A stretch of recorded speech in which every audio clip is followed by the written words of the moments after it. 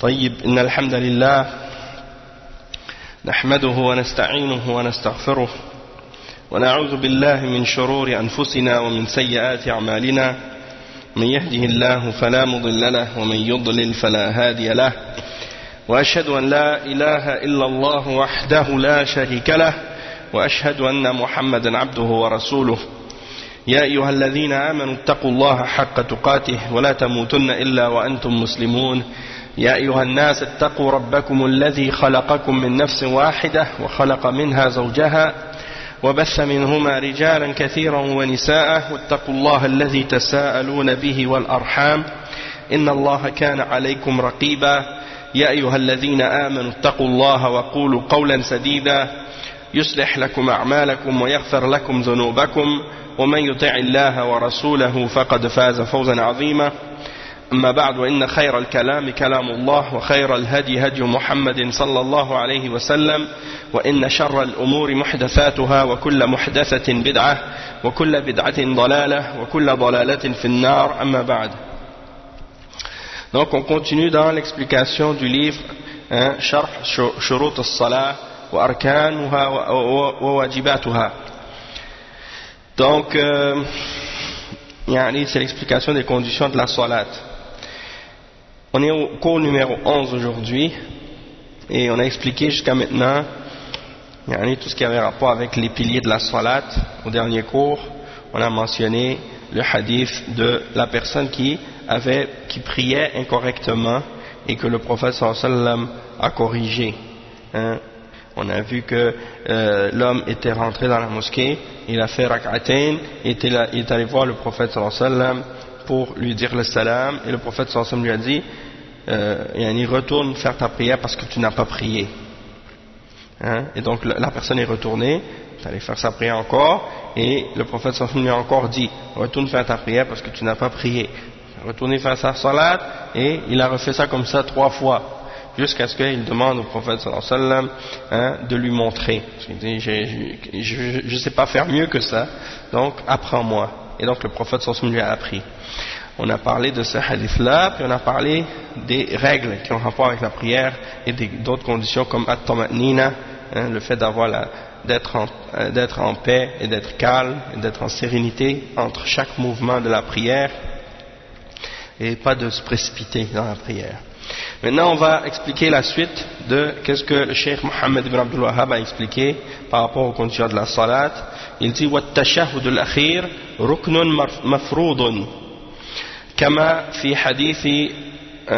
في الحديث عن ابن مسعود رضي الله عنه قال كنا نقول قبل أن يفرض علينا التشهد السلام على الله ومن عباده السلام على جبريل وميكائيل فقال النبي صلى الله عليه وسلم لا تقولوا السلام على الله من عباده فإن الله هو السلام ولكن قولوا التحيات لله والصلوات والطيبات السلام عليك أيها النبي ورحمة الله وبركاته السلام علينا وعلى عباد الله الصالحين أشهد أن لا إله إلا الله وأشهد أن محمدا عبده ورسوله. ومعنى التحيات جميع التعظيمات لله ملكا واستحقاقا ومثل الانحناء والركوع والسجود والبقاء والدوام وجميع ما يعظم به رب العالمين فهو لله فمن صرف منه شيئا لغير الله فهو مشرك كافر. والصلوات معناها جميع الدعوات وقيل الصلوات الخمس والطيبات لله الله طيب ولا يقبل من الأقوال والأعمال إلا طيبها. السلام عليك أيها النبي ورحمة الله وبركاته تدعو للنبي صلى الله عليه وسلم بالسلامة والرحمة والبركة والذي يدعى له ما يدعى مع الله السلام علينا وعلى عباد الله الصالحين تسلم على نفسك وعلى عباد الله وعلى كل عبد صالح في السماء والأرض والسلام دعاء والصالحون يدعى لهم ولا يدعون مع الله وأشهد أن لا إله إلا الله وحده لا شريك له تشهد شهادة اليقين أن لا يعبد في الأرض ولا في السماء بحق إلا الله أن لا يعبد في الأرض ولا في السماء بحق إلا الله والشهادة أن محمدا رسول الله بأنه عبد لا يعبد ورسول لا يكذب بل يطاع ويتبع شرفه الله بالعبودية والدليل قوله تعالى تبارك الذي نزل الفرقان على عبده ليكون للعالمين نذيرا. Donc on va expliquer la parole du Cheikh Mohammed ibn Abdul Wahhab, puis ensuite de ça on va lire le sharh du Cheikh Abdul Muhsin al-Abbad à propos de ces propos-là et de ces explications-là. Donc le Cheikh Mohammed ibn Abdul Wahhab, il dit donc la parole dans parmi les piliers de la salat qui sont obligatoires, il y a le tashahhud, le dernier tashahhud. Donc ça fait partie des choses qui sont obligatoires et qui font partie des piliers. Le dernier tashahhud fait partie des piliers. Et il dit, comme c'est mentionné dans le hadith de Ibn Mas'ud.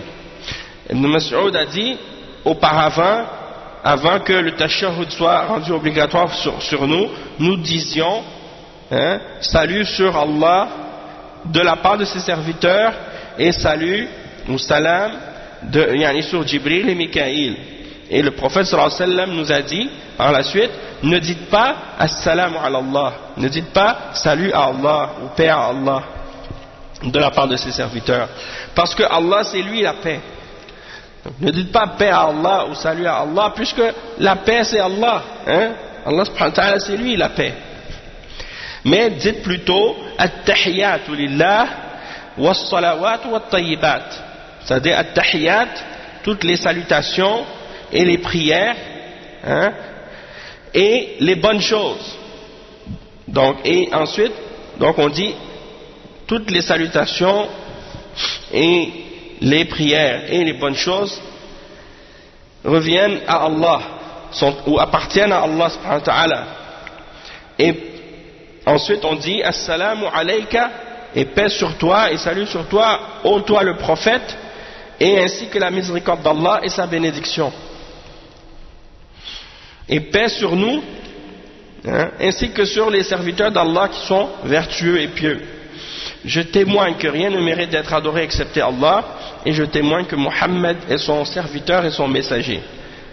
Et là maintenant, le Cheikh Mohammed ibn Abdul Wahhab, après avoir mentionné ce hadith, avec le tashahhud dedans, il explique chaque partie du tashahhud. Donc il explique at-tahiyyat, qu'est-ce que ça veut dire? At-tahiyyat, c'est-à-dire toutes les différentes formes de respect et d'exaltation appartiennent uniquement à Allah, et c'est lui seul qui les mérite. De même que le fait de s'incliner et de se prosterner ou de pencher la tête, ça appartient uniquement à Allah subhanahu wa ta'ala.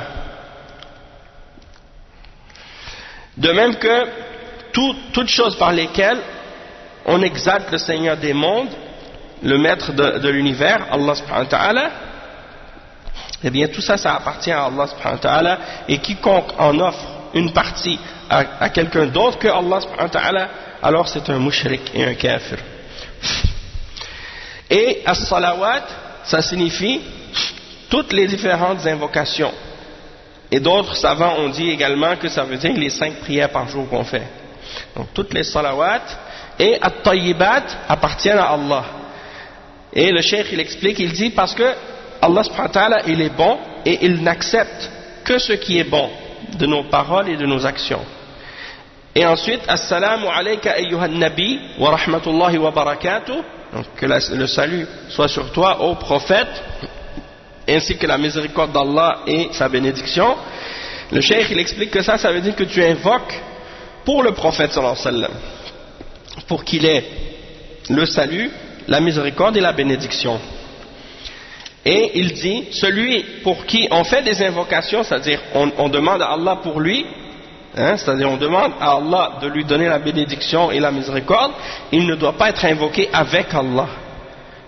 On ne doit pas l'invoquer aussi, c'est-à-dire on ne doit pas faire des doigts au prophète, mais on fait des doigts à Allah seulement. Et on demande à Allah subhanahu wa ta'ala, à Allah de faire miséricorde et de faire la bénédiction à son prophète. Mais on ne demande pas au prophète sallallahu alayhi wa sallam. Parce que si on demande et qu'on invoque le prophète sallallahu alayhi wa sallam en dehors d'Allah ou avec Allah, alors on a commis une forme de shirk majeur. Et ça fait qu'on devient un mushrik et qu'on sort de l'islam. Malheureusement, il y en a parmi les gens qui prétendent qu'ils sont musulmans, ils disent on est des musulmans mais on aime le prophète sallallahu alayhi wa sallam et donc on le respecte et on veut l'honorer, donc ils l'invoquent, ils lui demandent en dehors d'Allah ou ils l'invoquent avec Allah. Quand ils font des doigts, ils demandent au prophète sallallahu alayhi wa sallam au lieu de demander à Allah seul, et ça c'est du shirk, ça c'est le plus grand péché que quelqu'un peut commettre, et que celui qui le commet, eh bien il est mushrik et kafir, et il sera éternellement en enfer s'il meurt sans se repentir de ce péché-là. Donc c'est très grave. Et le cheikh il dit, ensuite il explique, Assalamu alayna wa ala ibadillah salihin. C'est-à-dire que la paix et le salut soient sur nous, ainsi que sur les serviteurs d'Allah, les serviteurs vertueux d'Allah. Il dit le cheikh que ça signifie que tu invoques le salut sur toi-même et sur tous les serviteurs d'Allah qui sont vertueux dans les cieux et sur la terre, c'est-à-dire les anges et sur terre les êtres humains. Tu demandes à Allah pour eux, tu demandes à Allah pour eux la paix et le salut. Et il dit as-salihun yud'a lahum wa la yud'auna ma'a Allah. La même chose. Le cheikh il explique la même chose que ce qu'il a dit pour le prophète, il le dit aussi pour les serviteurs pieux. C'est que on invoque Allah pour eux, dans le sens qu'on demande à Allah qu'il leur fasse miséricorde et qu'il leur donne la paix. Mais on ne les invoque pas eux. On ne leur demande pas à eux, parce que ça c'est du shirk. Donc on n'a pas le droit de les invoquer avec Allah. Sinon c'est, comme on a dit tout à l'heure, c'est du shirk. Et il y a des soufis, parmi les soufis, eux, malheureusement, ils invoquent les hommes pieux en dehors d'Allah, et ils les adorent en dehors d'Allah, ils font le tawaf autour de leur tombe, et ils égorgent des animaux pour eux, et des choses de ce genre. Tout ça c'est du shirk majeur, et ça fait que quelqu'un quitte l'islam lorsqu'il pratique ce genre de choses. Donc c'est très grave. Et ensuite il dit, et je témoigne que rien ne mérite d'être adoré excepté Allah, lui seul, et il n'a pas d'associé, il n'a pas de partenaire. Donc tu témoignes en disant ça avec certitude que rien ne doit être adoré ni dans les cieux ni sur la terre, excepté Allah, et que rien ne mérite d'être adoré ni dans les cieux ni sur la terre excepté Allah. C'est seulement Allah qui mérite l'adoration. Et je témoigne que Muhammad est le messager d'Allah, bi'annahu abdun la yu'bad, c'est-à-dire que c'est un serviteur et qu'il ne doit pas être adoré. On n'a pas le droit d'adorer un prophète, on n'a pas le droit d'adorer le prophète Muhammad sallallahu alayhi wa sallam, et on n'a pas le droit non plus d'adorer aucun autre prophète, et aucun être humain, et aucune créature, et aucun ange, et aucun djinn, et aucune chose. On a seulement le droit d'adorer Allah seul, et que c'est un messager, et qu'il ne doit pas être démenti. On n'a pas le droit de rejeter ce qu'il dit, ou de ne pas y croire, ou de traiter de mensonge sa parole. Il doit être obéi et suivi, parce que c'est un messager d'Allah. Allah subhanahu wa ta'ala lui a fait l'honneur de faire de lui un de ses adorateurs et un de ses esclaves et serviteurs. Donc ça c'est un honneur. Lorsque Allah subhanahu wa ta'ala décrit quelqu'un comme étant un esclave de lui, un de ses esclaves ou un de ses serviteurs, ça c'est le plus grand honneur que quelqu'un peut obtenir et avoir. Donc c'est pour dire que celui qui est esclave d'Allah et qui se rabaisse à Allah, Allah subhanahu wa ta'ala l'élève. Celui qui s'élève lui-même, qui ne veut pas être soumis à Allah ou se soumettre à Allah, eh bien Allah subhanahu wa ta'ala le rabaisse. Et donc Allah subhanahu wa ta'ala a fait l'honneur à son prophète sallallahu alayhi wa sallam en l'appelant son serviteur et son esclave. Et le cheikh a donné l'exemple de ça dans le verset 1 dans Surat Al-Furqan, dans lequel Allah subhanahu wa ta'ala dit que soit béni celui qui a fait descendre Al-Furqan, le Coran. Et Al-Furqan c'est un des noms du Coran. Et ça signifie le discernement. Donc, ça nous aide à distinguer entre le vrai et le faux. C'est pour ça que Allah l'a appelé Al-Furqan.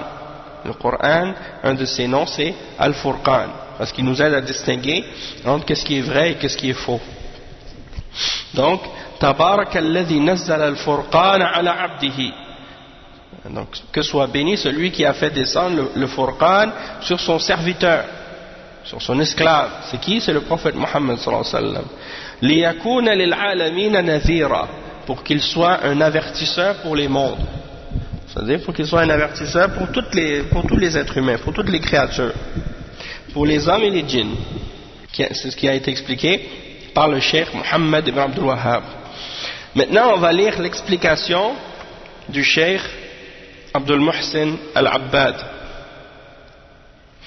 Donc le cheikh Abdul Muhsin, il dit التشهد الذي يكون قبل السلام من كل صلاة ركن من أركان الصلاة وهذا هو الركن الحادي عشر والركن الثاني عشر الجلوس له فلو سلم بعد السجود وترك ركنين فلو سلم بعد السجود ترك ركنين ولو جلس ونسي أن يتشهد ترك ركنا واحدا وتركهما معا أو ترك التشهد وحده مبطل للصلاة والتشهد جاء عن النبي صلى الله عليه وسلم بصيغ متعددة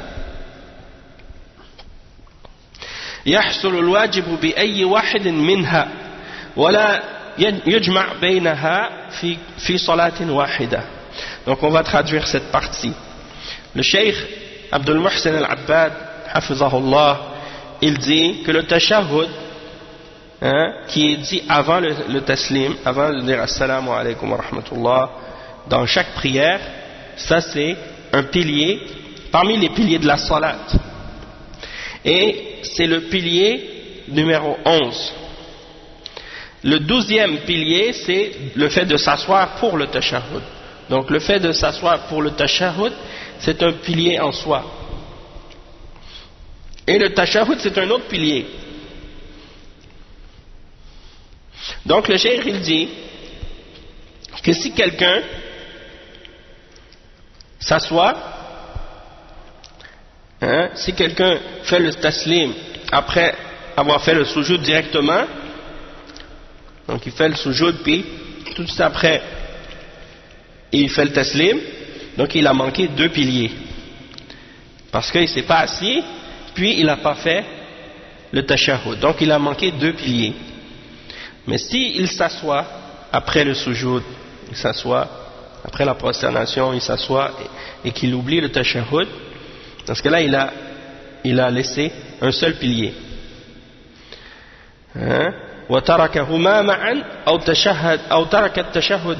Donc si tu laisses, il dit le cheikh, si tu laisses les deux, ces deux piliers-là, ou un des deux seulement,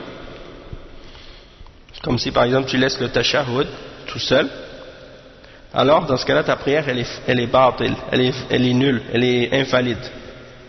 Ta prière n'est pas valable. Et il dit le tashahhud est venu dans plusieurs versions. Le prophète sallallahu alayhi wa sallam, il a enseigné plusieurs versions du tashahhud. Et lorsque tu utilises une de ces différentes versions-là, ça suffit. Tu as fait ce qui est obligatoire pour toi. Peu importe laquelle d'entre ces versions tu as utilisé dans ton tashahhud, c'est acceptable et c'est correct. Sauf que tu ne dois pas réunir plus qu'une version à la fois dans la même prière. Donc si tu utilises dans une prière une version du tashahhud, tu dois utiliser seulement cette version-là. Tu ne dois pas mélanger deux versions ensemble. Il dit le cheikh ويحصل أداء الواجب بأي واحد منها ولا يجمع بينها في صلاة واحدة والتشهد الذي ذكره الشيخ هو تشهد عبد الله بن مسعود وقد جاء في بعض رواياته أن النبي صلى الله عليه وسلم كان يعلمهم إياه كما يعلمهم سورة من القرآن. Donc le cheikh il dit que le tashahhud qu'il a mentionné, que le cheikh Mohammed ibn Abdul Wahhab a mentionné dans son livre, ça c'est le tashahhud qui est rapporté selon Abdullah ibn Mas'ud. Donc c'est la version de Abdullah ibn Mas'ud. Et dans certaines des narrations, dans certaines des versions qui a été rapportées, parmi les narrations qui ont été rapportées à ce sujet-là, c'est mentionné que le prophète sallallahu alayhi wa sallam enseignait aux sahaba le tashahhud de la même manière qu'il leur enseignait une sourate parmi les sourates du Coran. Donc il leur enseignait le tashahhud.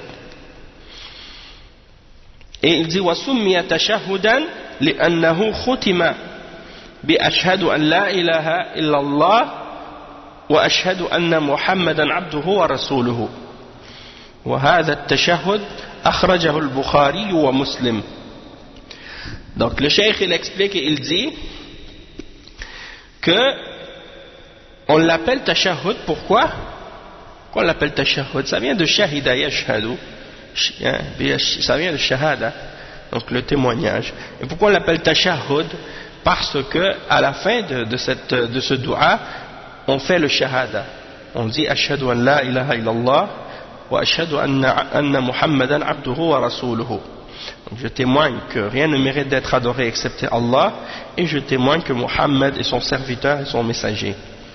Et donc ça c'est le tashahhud qui a été rapporté par Al-Bukhari dans son Sahih, le numéro 831, et dans Sahih Muslim, le numéro 402. Il dit وعند البخاري, donc dans Al-Bukhari, le hadith 6225, après la mention de ce tashahhud, il y a un ajout.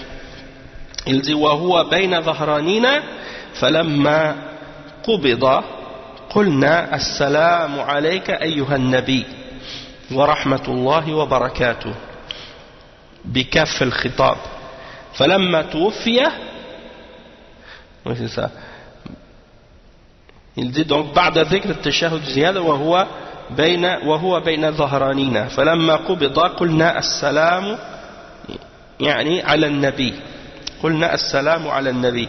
والمعنى أن الصحابة كانوا يقولون السلام عليك أيها النبي ورحمة الله وبركاته بكاف الخطاب، فلما توفي صاروا يقولون السلام على النبي بالغيبة. لكن جاء في تشهد عمر بن الخطاب رضي الله عنه في موطأ الإمام مالك بإسناد صحيح عن عبد الرحمن بن عبد القارئ أنه سمع عمر بن الخطاب وهو على المنبر يعلم الناس التشهد يقول قولوا التحيات لله وفيه السلام عليك أيها النبي ورحمة الله وبركاته بكاف الخطاب. ففي هذا أن عمر رضي الله عنه كان يعلم التشهد وهو على المنبر ومما علمه هذه الصيغة. Donc ça c'est un petit point que le cheikh rajoute. Il dit dans le hadith 6265 dans Al-Bukhari, après la mention du tashahhud d'Abdullah ibn Mas'ud, il y a l'ajout suivant. C'est-à-dire qu'il dit à la fin du hadith qu'on disait Assalamu alayka ayyuhan nabi, c'est-à-dire que la paix et le salut soient sur toi avec le kaf, kaf al-khitab, c'est-à-dire Assalamu alayka, ça c'est quand il était vivant. Puis lorsqu'il est mort, les sahaba disaient Assalamu ala nabi, ils disaient plus Assalamu alayka, ils disaient Assalamu ala nabi, c'est-à-dire ils n'utilisaient plus le kaf al-khitab après la mort du prophète sallallahu alayhi wa sallam. Donc c'est pour dire qu'ils disaient que la paix soit sur le prophète. Ils ne disaient plus que le salut soit sur toi, ô prophète. Mais le cheikh il dit qu'il y a une autre version de Omar ibn al-Khattab qui a été rapportée par la suite dans la Muwatta de l'imam Malik, le hadith 53, avec une chaîne de transmission authentique, selon Abdurrahman ibn Abdul Qari, qui dit qu'il a entendu Omar ibn al-Khattab alors qu'il était sur le minbar, il enseignait aux gens comment faire le tashahhud et il leur disait At-tahiyyatu lillah, et à la fin il disait Assalamu alayka ayyuha nabi wa rahmatullahi wa barakatuh, en mentionnant le kaf, kaf al-khitab. Et donc il dit que ça c'est pour dire que Omar ibn al-Khattab il enseignait ça sur le minbar, donc il enseignait le tashahhud alors qu'il était sur le minbar. C'est pour dire qu'il a enseigné cette version là aussi, en voulant dire que tu peux dire Assalamu alayka ou bien Assalamu ala nabi. Le cheikh il dit wa huwa yadullu ala anna as-sahaba radiyallahu anhum ba'da wafatihi sallallahu alayhi wa sallam ja'a anhum hadha wa hadha والأمر في ذلك واسع فللمصلي أن يقول السلام عليك أيها النبي ورحمة الله وبركاته وله أن يقول السلام على النبي ورحمة الله وبركاته. وقد شرح الشيخ رحمه الله هذا التشهد بهذا الشرح الواضح، وقول الشيخ رحمه الله في معنى السلام عليك أيها النبي ورحمة الله وبركاته تدعو للنبي صلى الله عليه وسلم بالسلامة والبركة والذي يدعى له ما يدعى مع الله. Donc le cheikh explique que ça c'est la preuve que on peut dire qu'après la mort du prophète sallallahu alayhi wa sallam, les sahaba ils utilisaient les deux formules, les deux versions. Ils pouvaient dire Assalamu alayka ayyuhan nabi, ou bien ils pouvaient dire Assalamu ala nabi. Et moi c'est surtout dans Sifat Salat al-Nabi sallallahu alayhi wa sallam, dans le livre de Cheikh Al-Albani, il y avait toutes les différentes versions du tashahhud. Cheikh Al-Albani les a ramenées et puis il a expliqué cet ajout-là dans la version d'Abdullah ibn Mas'ud sur le fait de dire Assalamu ala nabi sans le kaf. Donc depuis que j'ai appris cette version-là, je ne l'ai jamais laissée. Donc j'ai toujours utilisé cette version Assalamu ala nabi. Donc mais le cheikh il dit ça c'est pas quelque chose grave. Quelqu'un peut choisir une ou l'autre, les deux sont corrects.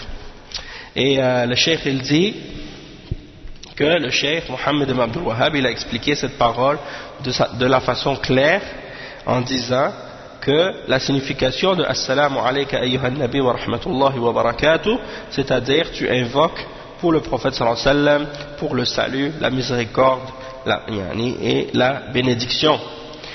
Et celui celui pour qui on demande à Allah, eh bien on ne l'invoque pas avec Allah. On ne l'invoque pas avec Allah. Celui pour qui on demande une invocation, on demande à Allah subhanahu wa ta'ala pour lui, eh bien on ne l'invoque pas avec Allah. On n'a pas le droit de l'invoquer lui. Après il dit wa qawluhu fi ma'na as-salam ala ibadillahi as-salihin, il a dit was-salam du'a was-salihun yud'a lahum wa la yud'una ma'a Allah. Donc là il explique encore la même chose. Il dit pour quand il a dit que lorsqu'on fait l'invocation dans le tashahhud on dit que la paix soit sur les serviteurs pieux d'Allah, le cheikh Mohammed ibn Abdul Wahhab il a expliqué, il a dit et donc la paix, le salut, on le demande, on invoque Allah pour les hommes pieux qu'il leur donne la paix et le salut, et donc on ne les invoque pas avec Allah. On invoque Allah pour eux mais on ne les invoque pas eux avec Allah. Et là le cheikh à partir de ça il va commencer à faire une explication qui est reliée au tawhid, qui a rapport avec le tawhid et l'unicité d'Allah par rapport au dua. Et là c'est très intéressant, vous allez voir comment le cheikh il insiste sur les questions qui ont rapport avec le tawhid.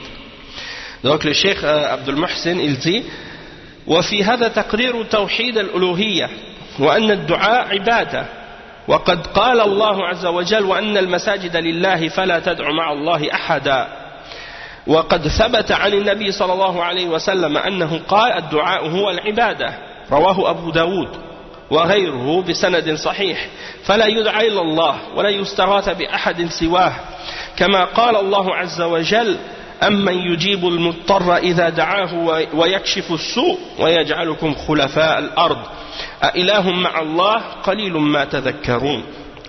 والنبي صلى الله عليه وسلم وغيره من المرسلين والملائكة والصالحين يدعى لهم الله ولا يدعون مع الله، فالله سبحانه وتعالى هو الذي يدعى ويرجى وغيره يدعى له ولا يدعى. Donc le cheikh il explique que ça c'est pour confirmer tawhid dans l'adoration, le tawhid dans l'adoration, tawhid al-uluhiyya, qui est une des trois catégories de tawhid, hein? C'est-à-dire que le dua c'est une adoration et qu'on n'a pas le droit d'invoquer personne et de faire des duas à personne d'autre que à Allah subhanahu wa ta'ala. Le cheikh il mentionne le verset 18 dans Surat al-Jinn, hein? وَأَنَّ الْمَسَاجِدَ لِلَّهِ فَلَا تَدْعُوا مَعَ اللَّهِ أَحَدًا. C'est-à-dire les mosquées, les lieux d'adoration appartiennent à Allah, alors n'invoquez personne avec Allah. Non. Donc le cheikh il dit أَمَّنْ يُجِيبُ الْمُضْطَرَّ. Il a mentionné premièrement on a lu le verset 18 dans Surat al-Jinn. Après il dit, et il a été rapporté de façon authentique de la part du prophète sallallahu alayhi wa sallam par l'imam Abu Daoud dans son Sunan, et d'autres l'ont rapporté également avec des chaînes de transmission authentiques. Et dans Sunan Abi Daoud c'est le hadith 1479, il a dit ad-du'a huwa al-ibada, c'est-à-dire le du'a c'est l'invocation, c'est l'adoration. Le du'a, l'invocation, c'est l'adoration. Donc c'est pour montrer l'importance de l'adoration et l'importance du du'a par rapport à l'adoration. C'est comme si c'est tellement important que l'adoration c'est le du'a, hein? Donc celui qui prétend que quand il invoque des morts ou des saints qu'il les adore pas, hein, il contredit la parole du prophète sallallahu alayhi wa sallam. Le prophète sallallahu alayhi wa sallam a dit le du'a c'est l'adoration. Donc ça veut dire que celui qui invoque d'autre que Allah il l'a adoré. Non, mais parce qu'il y a un hadith qui interdit de réciter le Coran dans la prosternation puis dans le recours. Mais le Coran c'est une chose, mais de faire des du'as, ça tu peux faire des du'as dans la prosternation. Non. Mais le prophète sallallahu alayhi wa sallam il nous a dit que, au contraire, lorsqu'on est dans la prosternation, c'est là qu'on est plus proche d'Allah. Et donc c'est là qu'il faut faire justement plus d'invocations. Donc ensuite le cheikh il dit donc on n'a pas le droit d'invoquer d'autres excepté Allah, et on n'a pas le droit d'appeler au secours personne excepté Allah. Et Allah subhanahu wa ta'ala il mentionne dans le verset 62 dans Surat An-Naml, il dit, n'est-ce pas lui qui répond à l'angoissé lorsqu'il il invoque et qui enlève le mal et qui vous fait succéder sur la terre génération après génération? Y a-t-il donc une divinité avec Allah? C'est rare que vous vous rappeliez, hein? Et le prophète sallallahu alayhi wa sallam, donc le prophète sallallahu alayhi wa sallam, de même que les autres messagers, les anges et les hommes pieux, ils ne doivent pas être invoqués avec Allah, et on ne doit pas les invoquer, donc on ne doit pas les invoquer avec Allah. On doit invoquer Allah pour eux, mais on ne doit pas les invoquer eux. Allah subhanahu wa ta'ala, c'est lui seul qui doit être adoré, invoqué, c'est en lui seul qu'on doit mettre notre espoir, et tout autre que lui, tout autre que Allah subhanahu wa ta'ala, on n'a pas le droit de l'invoquer, mais on a le droit d'invoquer Allah pour eux, hein? Et il dit la parole dans le tashahhud, après quand on dit wa shahadatu anna Muhammadan Rasulullah, ça c'est l'explication, le témoignage que Muhammad est le messager d'Allah, ça signifie bi annahu abdun la yu'bad wa rasulun la yukazzab bal yuta' wa yuttaba, c'est-à-dire le témoignage que Muhammad est le messager d'Allah, c'est-à-dire que c'est un serviteur d'Allah et il ne doit pas être adoré, et c'est un messager, il ne doit pas être démenti, traité de mensonge, mais plutôt il doit être obéi et suivi. Et le cheikh il dit, et la signification ensuite il dit al-ma'na anna min sha'ni al-'abd an yakuna 'abidan la ma'budan wa min sha'ni ar-rasul أن يكون مصدقا ومطاعا ومتبوعا وقد قال يعني رحمه الله في كتابه الأصول الثلاثة ومعنى شهادة أن محمدا رسول الله طاعته فيما أمر وتصديقه فيما أخبر واجتناب ما نهى عنه وزجر وأن لا يعبد الله إلا بما شرع. Donc le cheikh explique que la signification de cette parole qu'on a expliquée, c'est que le rôle du serviteur, c'est qu'il soit un adorateur et non pas un adoré. Donc il doit être un adorateur et non pas être adoré. Et le messager, lui, il doit être cru. On doit croire en lui et croire en ce qu'il dit. Et on doit l'obéir et le suivre. Comme le cheikh Mohammed bin Abdul Wahhab lui-même l'a expliqué dans son livre Al-Usul al-Thalatha, quand il a expliqué la signification de Muhammad Rasulullah, il a dit que c'est de lui obéir dans ce qu'il a ordonné, de croire en ce qu'il nous a donné comme information, de nous détourner de ce qu'il nous a interdit ou de ce qu'il nous a réprimandé de faire, et de n'adorer Allah que par ce qu'il nous a légiféré. On n'a pas le droit d'adorer Allah par autre chose que par ce qu'il nous a enseigné et légiféré. Il dit ensuite وقوله ومعنى التحيات جميع التعظيمات لله ملكا واستحقاقا مثل الانحناء والركوع والسجود والبقاء والدوام وجميع ما يعظم به رب العالمين فهو لله فمن صرف منه شيئا لغير الله فهو مشرك كافر. Donc il explique et il dit que la signification des salutations, c'est toutes les choses par lesquelles on exalte Allah et on respecte Allah. Elles lui appartiennent à lui seul. Elles appartiennent uniquement à Allah et c'est lui seul qui les mérite. Comme le fait de pencher la tête, de se baisser, ou de s'incliner, de faire recours, ou de faire sujoud, de se prosterner. Tout ça, ça appartient uniquement à Allah. Toute chose par laquelle on veut exalter et montrer notre respect et notre humilité envers Allah, ça appartient uniquement à Allah seul. Et quiconque l'offre à quelqu'un d'autre qu'à Allah, alors c'est un mushrik kafir.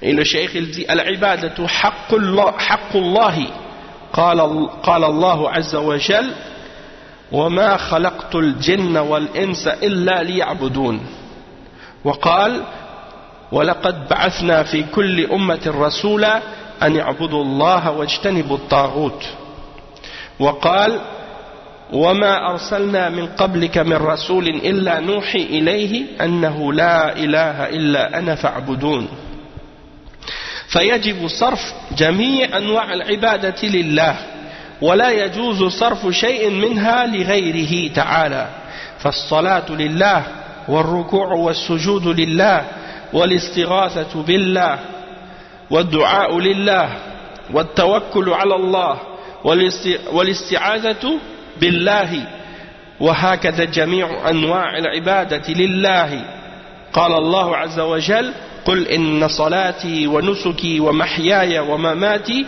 لله رب العالمين لا شريك له وبذلك أمرت وأنا أول المسلمين. Donc le cheikh il dit l'adoration tout entière est un droit exclusif d'Allah seul. Allah subhanahu wa ta'ala dit dans Surat al-Dhariyat, je n'ai créé les djinns et les hommes que pour qu'ils m'adorent, c'est-à-dire que pour qu'ils m'unifient moi seul dans l'adoration. Et le verset 36 dans Surat al-Nahl, dans lequel Allah subhanahu wa ta'ala dit ce qui signifie, et nous avons suscité dans chaque nation un messager pour dire aux hommes, adorez Allah et écartez-vous du tarout.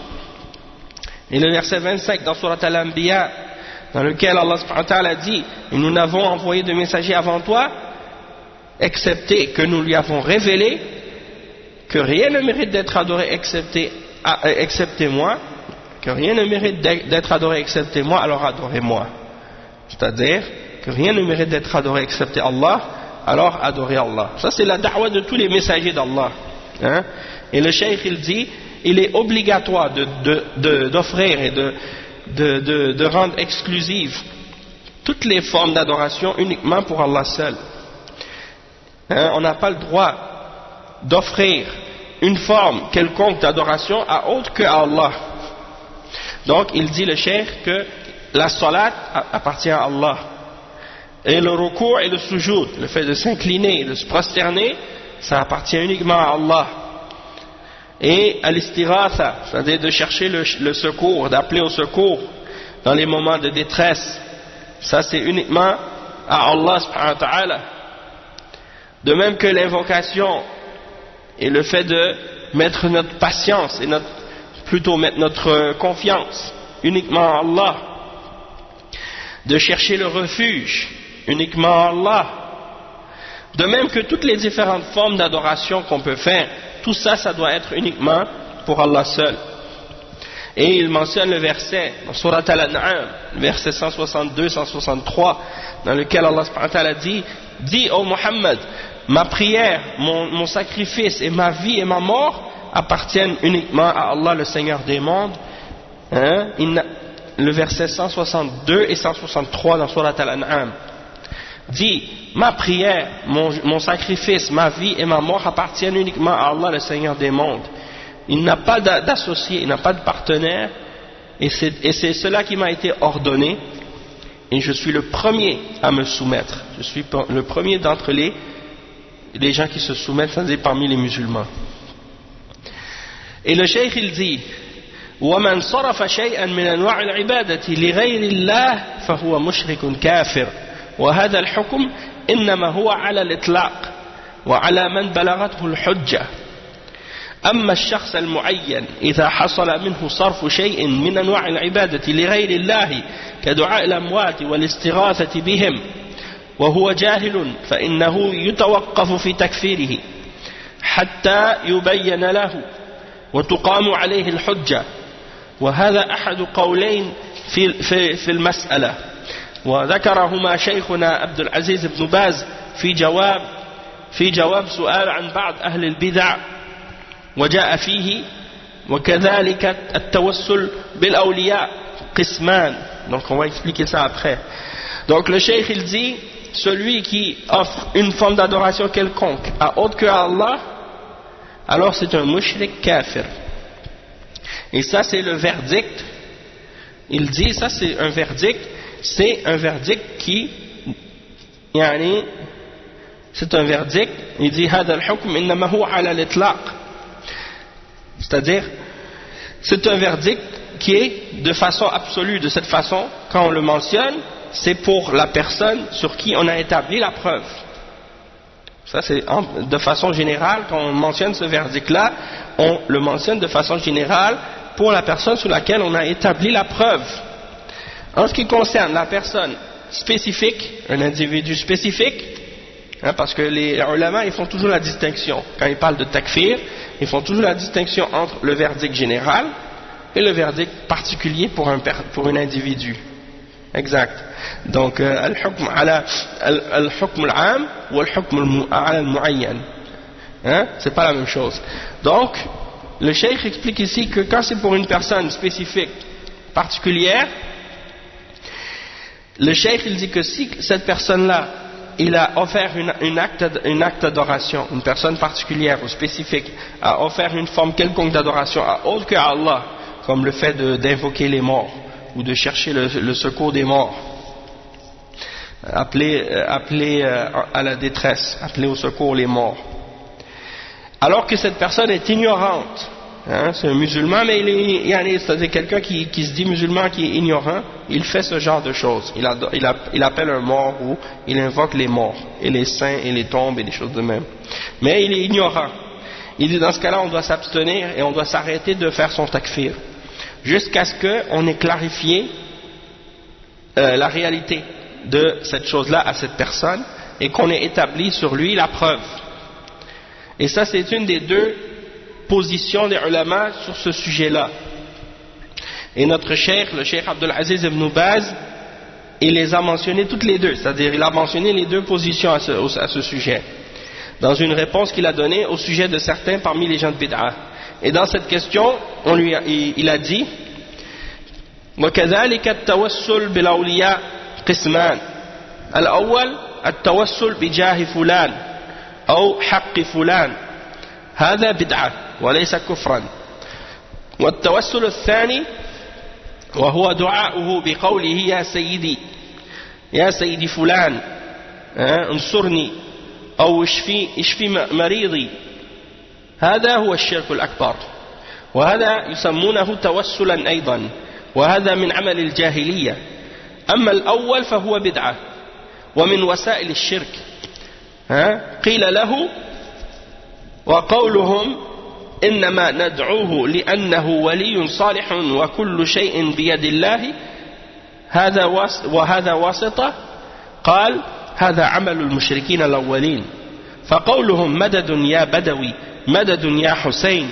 هذا جنس عمل أبي جهل وأشباهه لأنهم يقولون ما نعبدهم إلا ليقربونا إلى الله زلفى هؤلاء شفعاؤنا عند الله وهذا الدعاء كفر وشرك بالله عز وجل ولكن اختلف العلماء هل يكفر صاحبه أم ينتظر حتى تقام عليه الحجة وحتى يبين له على قولين.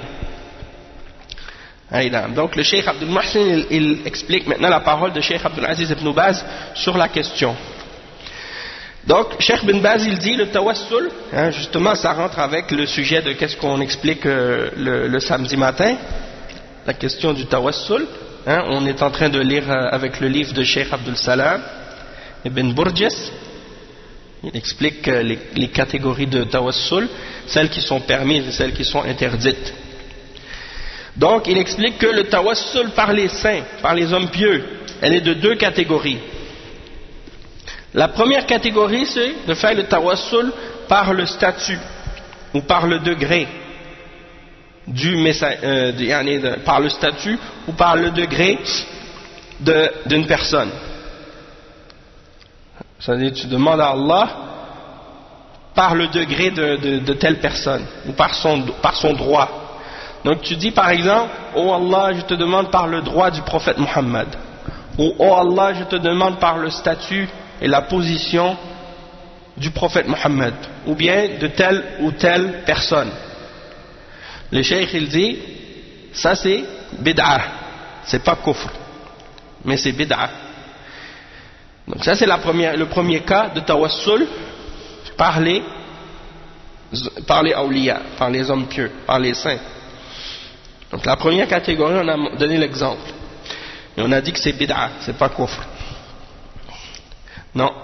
Si tu demandes à Allah, mais tu demandes par le statut ou par le droit de telle ou de telle personne.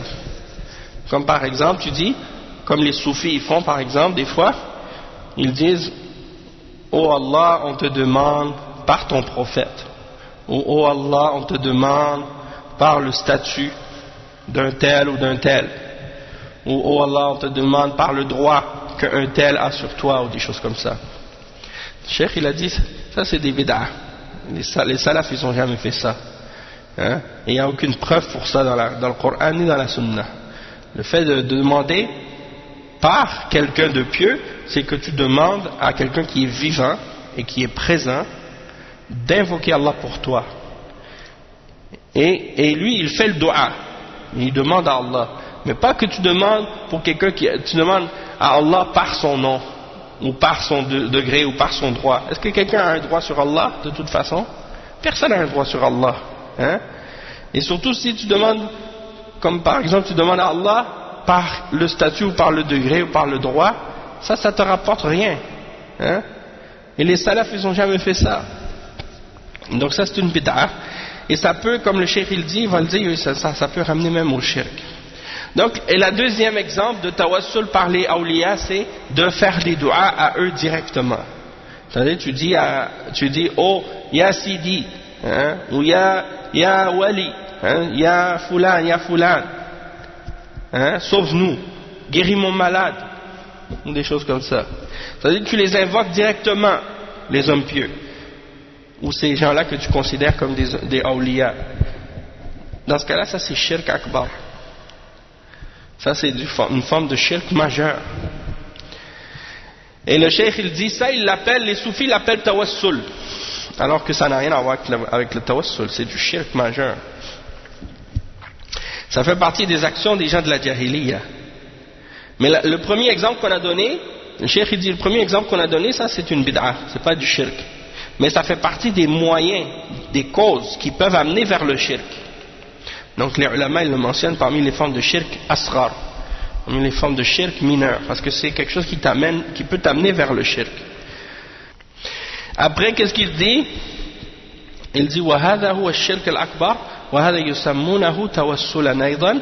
Le cheikh il dit ça fait partie des formes des actions de la jahiliya. En ce qui concerne la première catégorie qu'on a mentionnée, ça c'est une bid'a comme on l'a dit, et c'est des choses qui t'amènent au shirk. Et certains, on lui a dit par exemple que leurs paroles, quand ils disent qu'est-ce qu'ils font quand on leur a dit que ça c'est du shirk, ils disent par exemple non, ça c'est juste un homme pieux, hein? On l'invoque seulement en tant que wali, homme pieux, hein? Un saint. Mais on sait que tout appartient à Allah et tout est entre les mains d'Allah, mais lui c'est juste un intermédiaire. Le cheikh il dit ça, c'est exactement l'action des mushrikines. C'était exactement ça leur excuse à l'époque ceux qui faisaient le shirk avant le prophète sallallahu alayhi wa sallam, ou à l'époque au début quand le prophète sallallahu alayhi wa sallam appelait les mushrikines à l'islam, c'est ça ce qu'il disait aussi. Et donc les mushrikines aujourd'hui à notre époque, ou les gens qui aujourd'hui se disent musulmans parmi les soufis et autres qui invoquent les morts et les saints, quand ils prient ou quand ils font des du'a, ils demandent aux morts, ils disent Al-Madad, hein? Madad ya Badawi, Madad ya Hussein. Madad, c'est comme s'ils disent donne-nous, hein? Donne-nous la subsistance, donne-nous telle chose, donne-nous telle chose. Ils demandent aux morts ou aux saints, à Hussein ou à Badawi. Donc ça c'est des formes de shirk. Et c'est la même action que l'action des gens de l'époque du prophète sallallahu alayhi wa sallam qui faisaient le shirk parmi les mushrikines, comme Abu Jahl, Abu Lahab et ceux qui étaient comme lui. Hein, c'est exactement ça qu'il faisait. Et même que dans le Coran, Allah il dit dans le verset 3 dans Surat Az-Zumar, il disait nous ne les adorons que pour qu'ils nous rapprochent un peu plus d'Allah. Et dans le verset 18 dans Surat Yunus, il disait ceux-là sont nos intermédiaires auprès d'Allah. Donc les idoles qu'ils adoraient, ils prétendaient que c'était des intermédiaires entre eux et Allah. La même chose que ces gens-là aujourd'hui sont en train de faire.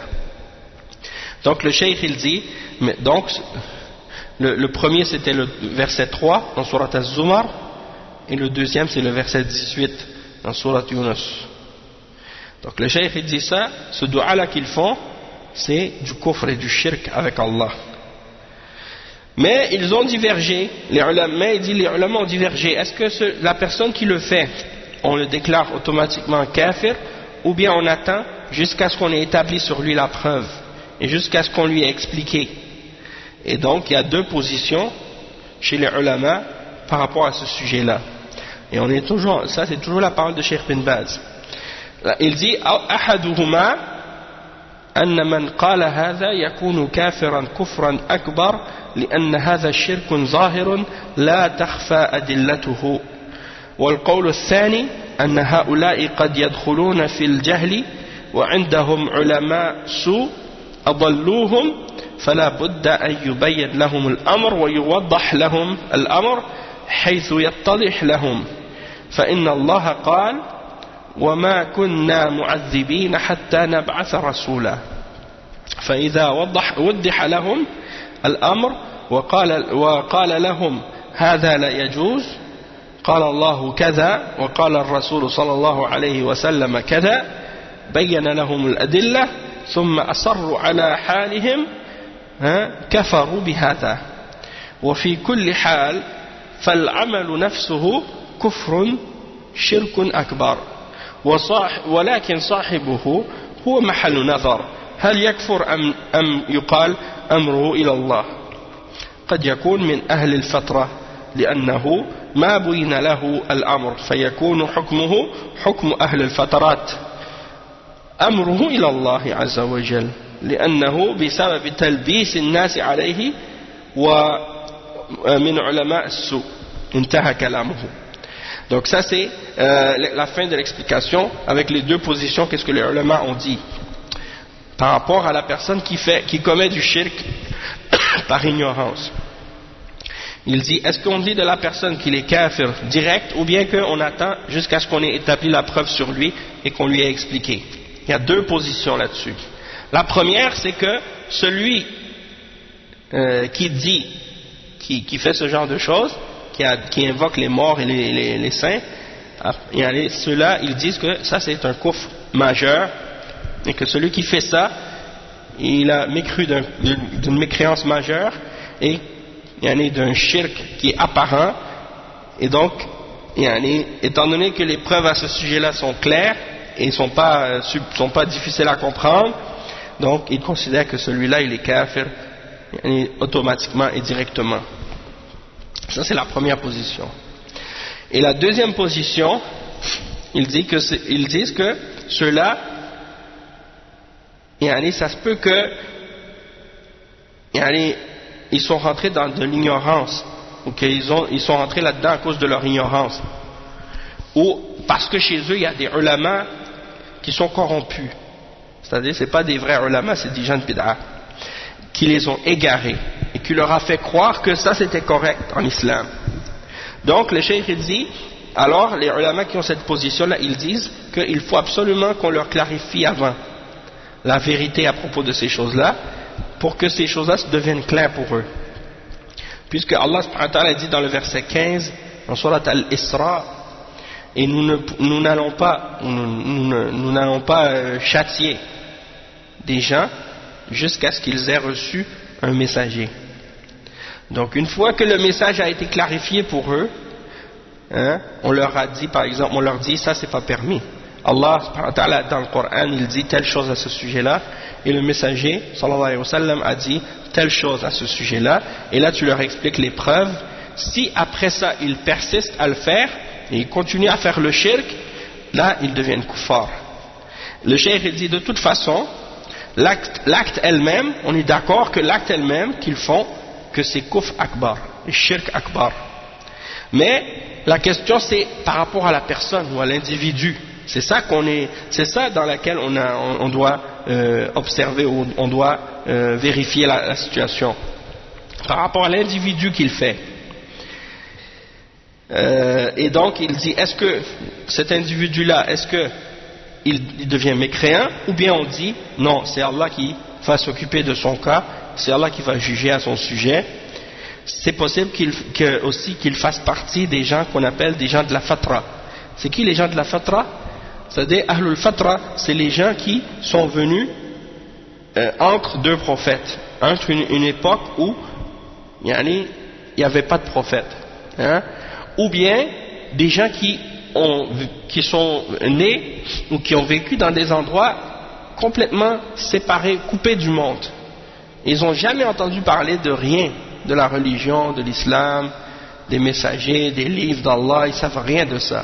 Comme des gens qui vivent en isolement dans des endroits comme la jungle ou la brousse, il y en a des endroits coupés du monde, eux ils savent rien, on les considère comme des gens qui font partie de Ahlul Fatra. Donc ceux-là, on dit que leur jugement c'est Allah qui va s'en occuper.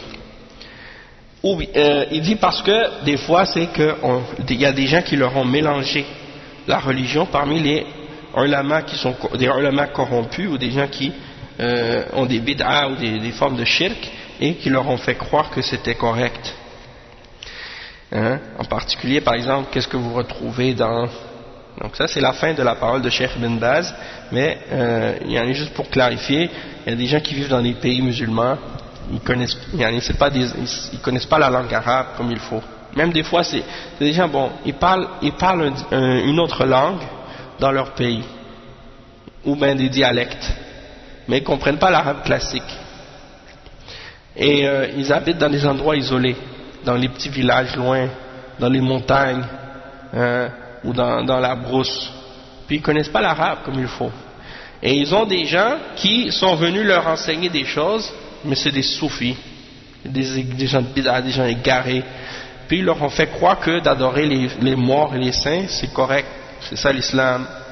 Donc eux ils pensent que ça c'est correct, et ils ne peuvent pas lire le Coran d'eux-mêmes pour vérifier, parce qu'ils ne comprennent pas l'arabe. et ils n'ont pas de traduction. Et ils ne peuvent pas non plus lire les hadiths parce qu'ils ne connaissent pas l'arabe non plus. Donc tout ce qu'ils ont de la religion, c'est uniquement à travers ce que ces égarés-là leur ont donné. Donc ça, c'est un exemple pour lequel les ulama, ils font des excuses pour ces gens-là. Et donc le cheikh, il dit qu'il a tiré cette explication de Cheikh Ibn Baz dans un livre qu'il a écrit, dans un livre de Cheikh Ibn Baz qui s'appelle Sa'atu Rahmati Rabbil Alamin lil Juhal al-Mukhalifin lil-Shari'ati min al-Muslimin. C'est écrit par Sayyid Ibn Sa'ad al-Din al-Rabashi. Au début du livre, il y a une lettre de Cheikh Ibn Baz qui est datée de 1403, le 7e jour du 5e mois de l'année 1403.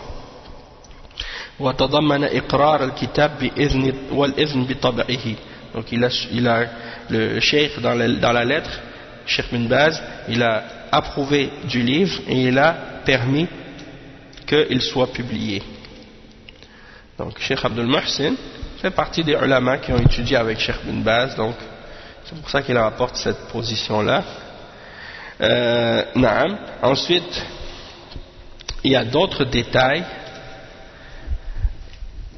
Il explique la position de ceux qui se sont abstenus par rapport à faire le takfir de ceux qui ont commis du shirk. Al-Qawl al-Thani. Donc qu'est-ce qu'on va faire? On va s'arrêter ici pour aujourd'hui, puis on reviendra là-dessus au prochain cours parce que il y a beaucoup de détails à rajouter. Donc on va s'arrêter ici.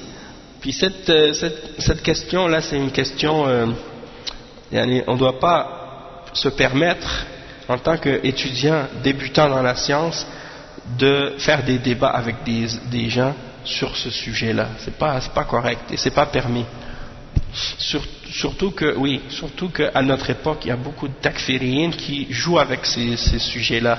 Et non seulement ça, mais il y a aussi ceux qu'on appelle les haddadiyya, al-haddadiyya, qui se prétendent être des salafis, mais qui sont en réalité des takfiris, camouflés.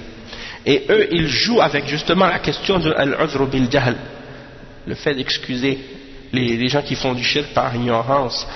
Ils en font une question, comme on a dit, le cheikh il a expliqué lui-même qu'il y a deux positions chez les ulama. D'accord? On a vu la position, qu'est-ce que Cheikh Ibn Baz a dit? Il y a deux positions.